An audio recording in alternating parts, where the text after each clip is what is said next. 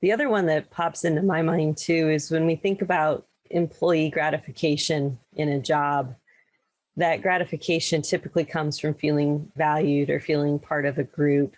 And if we think about the activities, whether it's on a sow farm or wean to finish farm, most are designed to be pretty independent from one another, right? I could monitor sows all day and have very limited interaction with other people. And so where do I pick up that gratification? You know, some people can internalize it and say, oh, well, I saved these pigs today, or I help this sow who's having difficulties.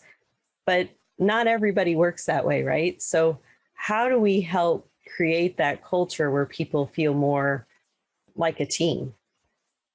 So I think one, that's where certainly where we as leaders come into play. You know, whatever level of leadership role we play in a company, if I'm a department head, farm manager, production manager, whatever that is, you know, I think those are the people who need to fill in those gaps and connect those people.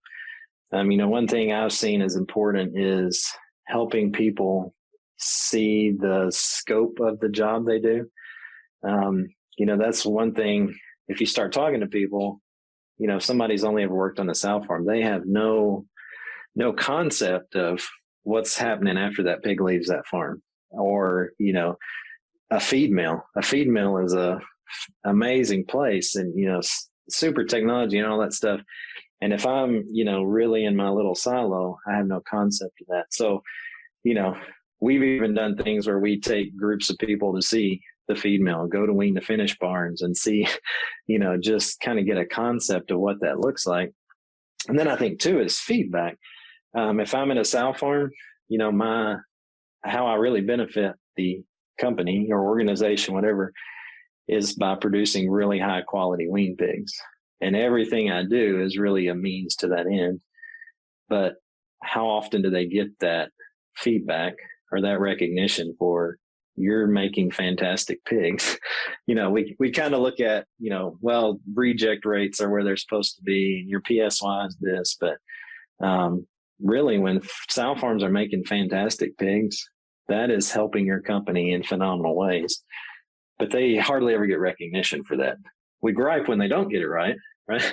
You know, things get a little off kilter and, you know, quality takes a dip, and then we're on them like white on rice. But then we don't say anything when things are really good. So, you know, I think all those things just take time and effort and a little bit of thought. But, you know, no matter who we are, and some of us thrive on, you know, positive feedback a little bit more. Some of us act like it doesn't matter to us. But I think as the human animals that we are, we love to get praise and feedback and useful, helpful criticism that makes us better. And I think we typically just take the easy route of don't say anything unless things are bad, and then we're going to yell at people. And I think that's really creates toxic cultures, and I think we're really missing it when we just focus on that approach.